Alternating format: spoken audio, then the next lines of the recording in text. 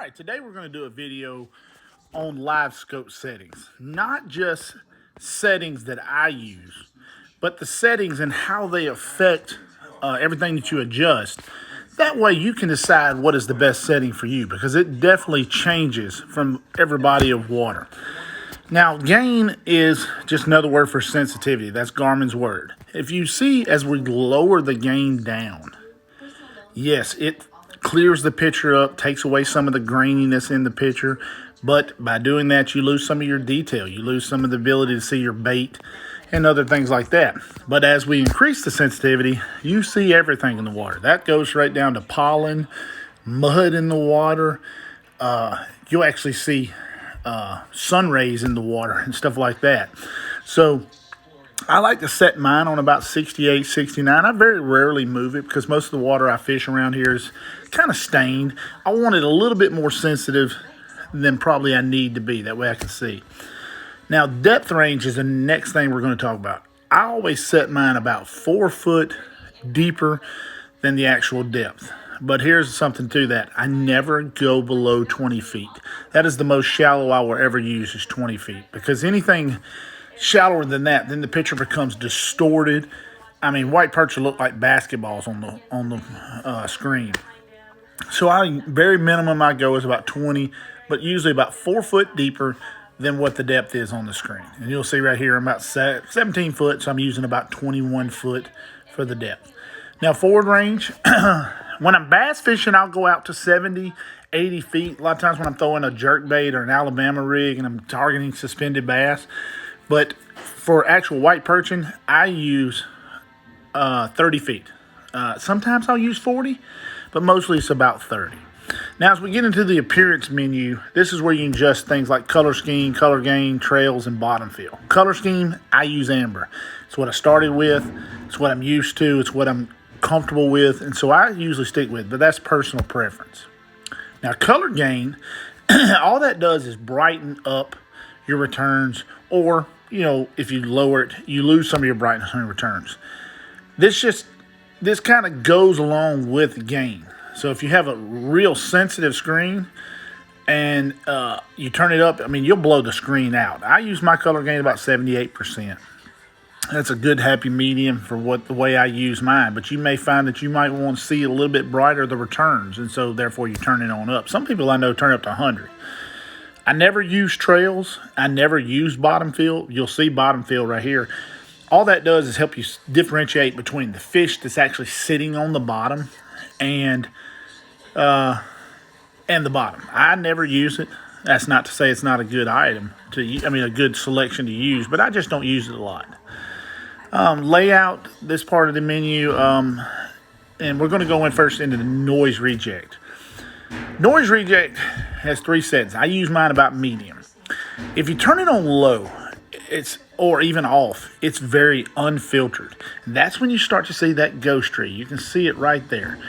If you turn it all the way up to, say, high, it filters out all the ghost tree. You won't hardly see any ghost tree. But there's the stipulation of that is you will have a blind spot, because it's filtering so hard that it'll start to filter out right there the bait and everything. You'll start to get a gap. So I use mine about medium all the time. Ghost reject, I use it on low or off. All that does is takes the power, instead of equally spreading them among all the different rays of the transducer, and there's 6 different rays. What it does is it takes it and sends more power toward the forward ones and less toward the middle and the down.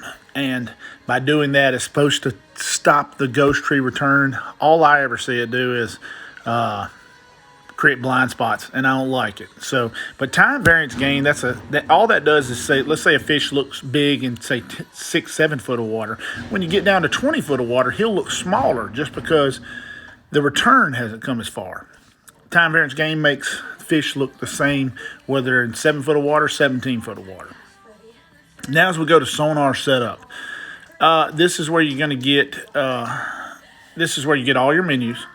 And we're going to go, I think, right here, and we're going to take a look at, let me just decide what I want to do here. we're going to look at an area where the install depth. This was filmed live on the water. This is some areas that we're fishing. Install depth, all I do is measure the water line to the bottom of the transducer. And mine's about a half foot deep. AHRS.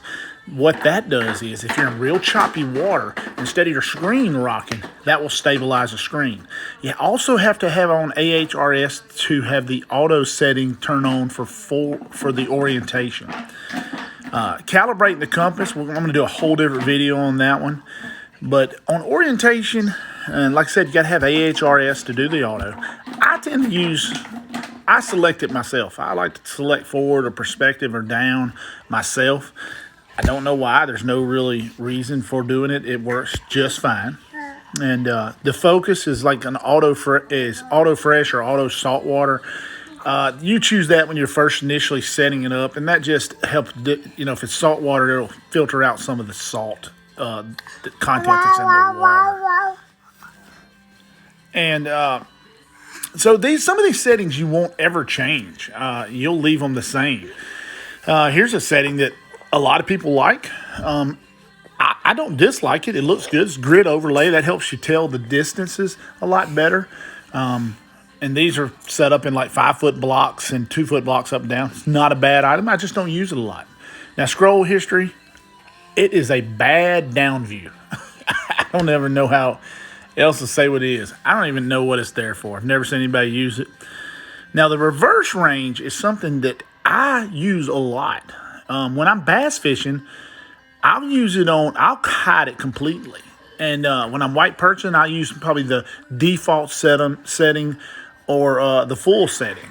That way I can see kind of what's under the boat as you go by. As bass fishing, don't use it at all because I only want to see what's out in front. So you might want to tinker with that. That's a good setting to tinker with. Compression range, that's more of a 70, 80, 90-foot range deal. Whereas it takes the last 30, 40 feet and kind of compresses them. That way they don't, because most of the things you look at are in that 30 to 40-foot range.